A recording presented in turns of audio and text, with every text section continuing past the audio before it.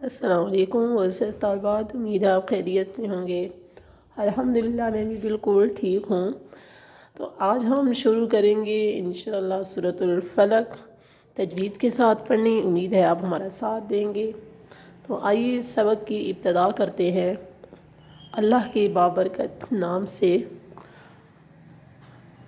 اعوذ باللہ من الشیطان الرجیم، بسم اللہ الرحمن الرحیم۔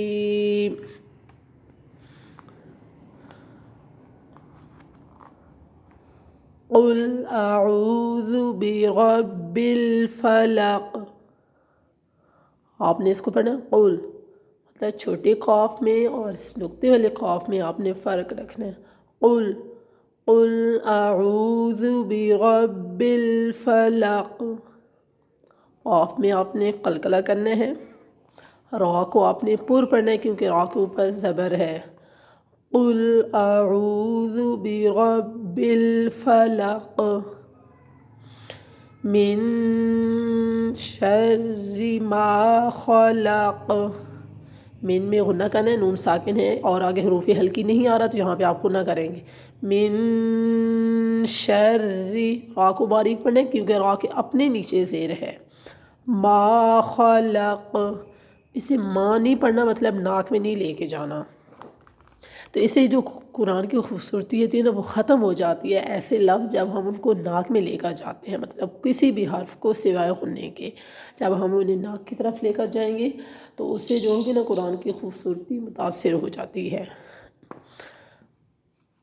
وَمِن شَرِّ غَاسِقٍ إِذَا وَقَبَ، یہاں پہ بھی من میں آپ نے غنہ کرنا ہے، نون ساکن ہے اور اس کے بعد حروف ہلکی نہیں آ رہا تو یہاں پہ آپ غنہ کریں گے۔ غاسق، یہاں پہ آپ غنہ نہیں کریں گے اس لیے کہ آگے حروف ہلکی میں سے حمزہ آ رہا ہے۔ غاسق اذا وقب، با میں آپ نے قلقلہ کرنا ہے۔ وقب، ذال کو نرم پڑھنا ہے، ذال اور زا میں فرق رکھیں گے۔ اذا وقب، وَمِن شَرِّ النَّفَّاثَاتِ فِي الْعُقَدِ، نون ساکن ہے یہاں پہ آپ غنہ کریں گے، اور شَرِّ النَّفَّاثَاتِ،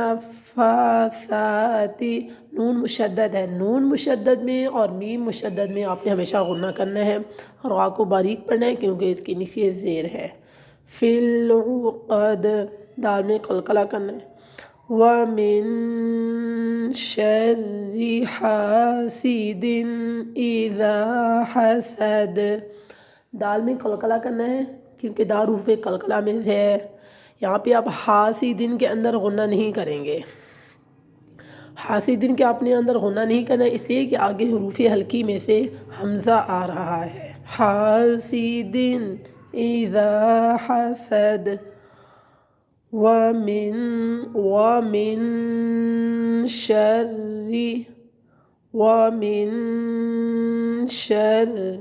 حَاسِدٍ إِذَا حَسَدَ، ذال کو نرم پڑھنا ہے، ذال اور زا میں یہی فرق ہے، آپ نے لفظوں کی اور حرفوں کی صحت کا خیال رکھنا ہے، تو تبھی ہم قرآن کے ثواب کو پا سکتے ہیں جب ہم قرآن کے پورے ادب اور احترام اور لفظی اعتبار سے ہم اس کو پیارا سا خشوع و خضوع کے ساتھ پڑھیں گے، اس کے تجوید کا خیال رکھیں گے، اس کے غنے اور مد کا خیال رکھیں گے، لفظوں کی صحت کا خیال رکھیں گے۔